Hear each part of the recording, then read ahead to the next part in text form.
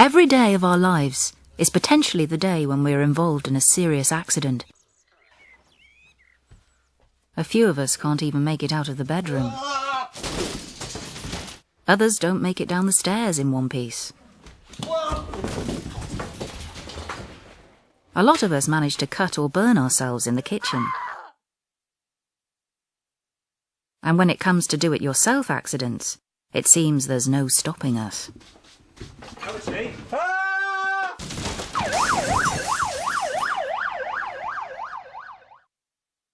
Even if we manage to avoid an accident at home, there's plenty more ways we can kill and injure ourselves and others on the roads.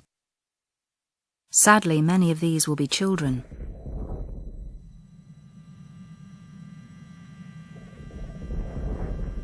And how many of us have had a near miss recently? Think. Slow down. And when we get to work, are we any safer? Well, statistically we are, but still far too many of us lose eyes or limbs, fall from height,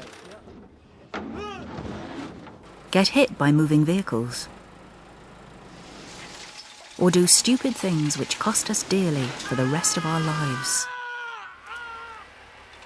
But why do we risk being killed or severely injured by an accident at work? It's because we make bad decisions, often through rushing or lack of planning, and rely to a large extent on luck. Every fatality starts with an unsafe act, and according to statistics, 1 in 2 million unsafe acts will result in a death. However, on average, there will be approximately 240,000 near misses, 20,000 minor injuries, and 400 reportable serious injuries, leading up to a death. On the other hand, you can be killed on your first day at work, because no one can predict the outcome of an accident. Unsafe behaviour is a form of gambling. On many occasions we win, but when we lose, we can lose big time. We can lose everything. I want to tell you about an accident that had a big impact on my life. In my hometown, a scaffolder called Joe was working on a construction site about 10 metres from the ground when his mobile phone rang. So he stopped what he was doing to answer it.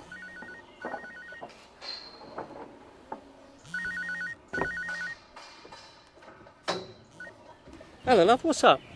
Now this in itself is an unsafe act when working on scaffolding, but as he was loosening the fittings on a guardrail and hadn't yet clipped on his harness, it wasn't the safest place to be taking a call. The head gasket? Oh, you're kidding me. That was Joe's first bad decision. He could have left his phone in his locker or switched it off and looked at his messages during his break. But he didn't. Well, what's it going to cost? He chose to ignore an important safety rule that he had only been reminded about by his supervisor that very morning. Mobile phones. Do not answer your mobile phone while on the scaffold.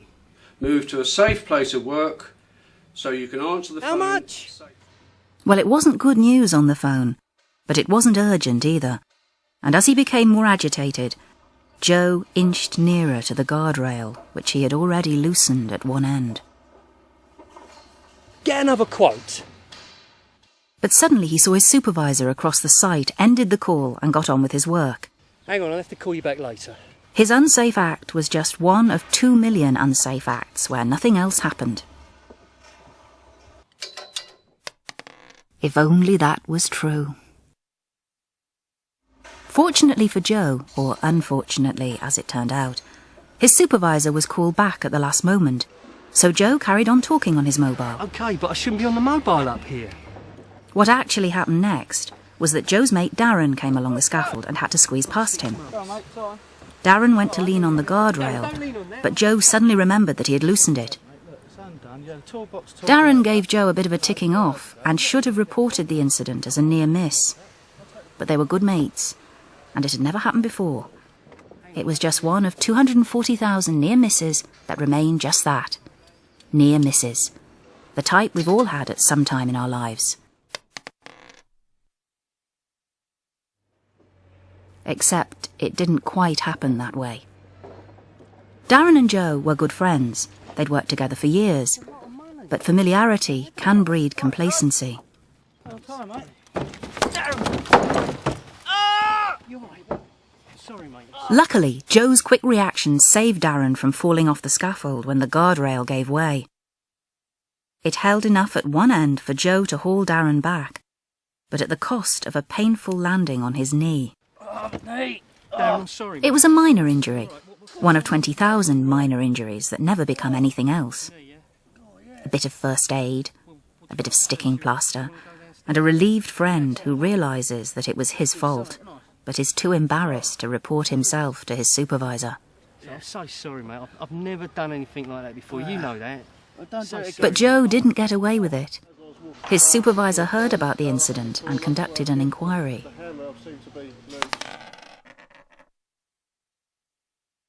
Joe was reprimanded by his supervisor and given a warning that his unsafe act would be held on record and any further breaches of safety would not be tolerated. Well, it will be recorded and it will last on your record for 6 months. Darren, I understand... With 3 children and a new baby to support, Joe could not afford to lose his job. But apart from a minor injury to Darren and a warning as to his future behaviour, the cost of the accident was very small. At least it would have been, if that was the whole story. What actually happened that day is this. Joe did answer a phone call whilst he was in the act of loosening the guardrail fittings. Hello, love. What's up? He almost ended the call when he saw his supervisor. And Darren was pushing him to get a move on. But nothing happened to Darren. In almost all serious accidents, 85% of them could have been prevented by the person who had the injury. But Joe failed to see the hazard caused by loosening the guardrail while not clipped on. He didn't realise who might be in danger of an accident. He didn't think about the risk of answering his phone while in an unsafe position. And so there was nothing to prevent what happened next. Just see if you can knock him down. Joe!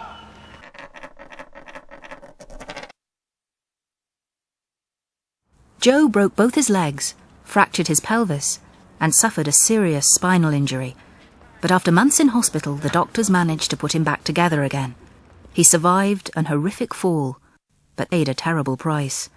Apart from the injuries which disabled him for life, he lost his income, his freedom, and he couldn't even obtain compensation. In the subsequent legal action for damages, Joe was found to have broken his terms of employment. He had placed himself and others at risk by working in an unsafe manner, despite having been given clear safety instructions which he had signed the very morning of his accident. One bad decision, to talk on his mobile phone whilst working, ruined his life and that of his wife and children, who will have to get by on welfare for the foreseeable future. The medical costs of his accident ran into tens of thousands of pounds, with the mobility costs continually mounting. Had he remained a scaffolder for his entire working life, he could have earned over £1 million. And the cost of preventing his accident? Nothing. Joe's employer did not have a case to answer for in terms of his misconduct. SGB was found to be one of the safest companies in the construction industry and trained their staff to the highest standards. They had carried out a proper risk assessment for Joe's job and given him a toolbox talk which included not using a mobile phone whilst working. Yet they were forced to pay out a record amount in compensation. And you want to know why? Everything about Joe's accident happened exactly as I've already described. He loosened the guardrail fitting. He stopped to take a phone call. Hello, love. What's up?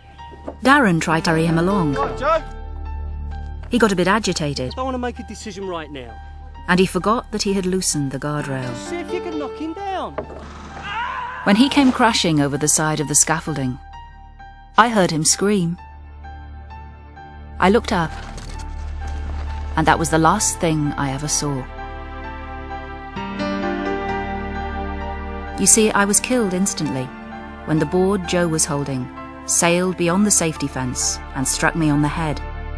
And whatever the cost of Joe's injuries, they are nothing compared to mine. I have children who will grow up without a mother, and a husband who will have to cope without me. I know what you're thinking.